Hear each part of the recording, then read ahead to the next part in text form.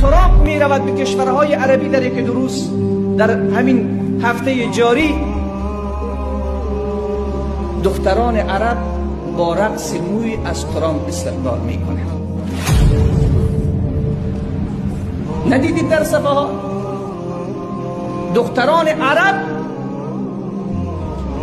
دخترانی که پدرانشان عمر بود، ابوبکر بود، عثمان بود، علی بود، سعد بود،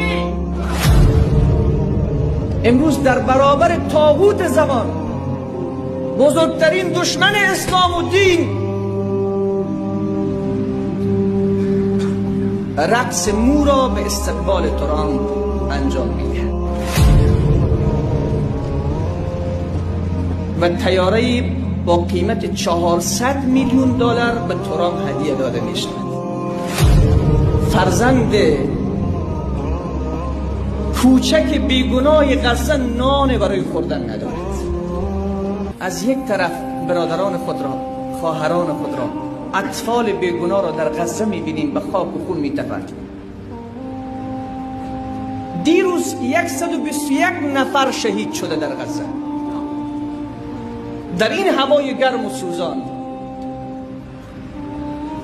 هر روز فغان یتیم غزه در فراز آسمان، مرغ‌های هوا را در خواب نمی‌ماند. و از طرف دیگر می‌بینیم فرزندان اصحاب رسول صلی الله علیه و سلم به چنان گمراهی و چنان انحراف و چنان از خدا بیخبری در حرکتن که ترامپ می رود به کشورهای عربی در یک دو روز در همین هفته جاری، دختران عرب با رقص موی از ترامپ استقبال می کنند. ندیدید در صفحات؟ دختران عرب، دخترانی که پدرانشان عمر بود، ابوبکر بود، عثمان بود، علی بود، سعد بود، امروز در برابر طاغوت زمان، بزرگترین دشمن اسلام و دین،